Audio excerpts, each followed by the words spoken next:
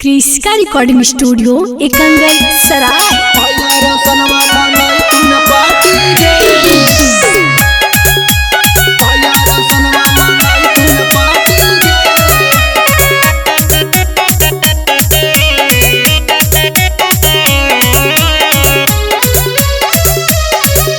Presented by Kriska films.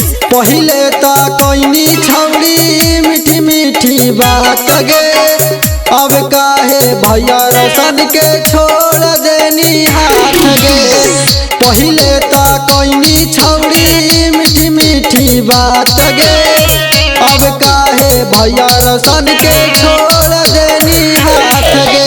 Jamie तू जहिया ससुरावा उनकर न फटा तो छाती गे, किराना मत तोरे हियाना पर भैया रोशनवा मनाई तुन पाती गे। किराना मत तोरे हियाना पर भैया रोशनवा मनाई तुन पाती गे। भैया रोशनवा मनाई तुन पाती गे। भैया रोशनवा मनाई तुन पाती गे।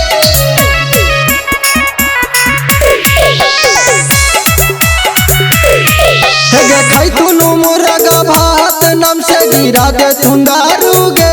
हे गे खाई तुनु मुर्गा भात नाम से गिरा दे तुंदारू गे।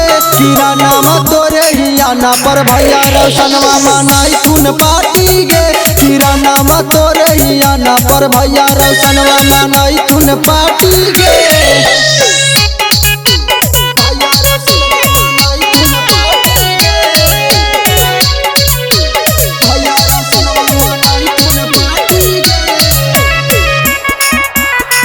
रिकॉर्डिंग स्टूडियो एकंगर सराय। हे गे तोरा का लगलै कि जैमी तू छोड़ के उधे देथिन घाटी गे।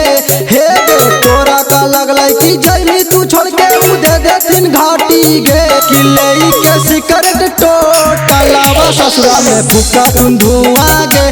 किले के सिकरेट टोटलावा ससुरा में फूका तुम धुआं गे।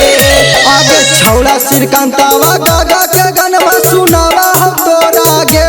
हे गे छौड़ा श्रीकांतावा गागा के गनवा सुनावा हम तोरा गे। कि भैया रोशनवा के धाइल माथा के बोझवा उतरनी किराना मागे। कि भैया रोशनवा के धाइल माथा के बोझवा उतर देनी तू गे। क्रिस्का रिकॉर्डिंग स्टूडियो एकंगर सराय।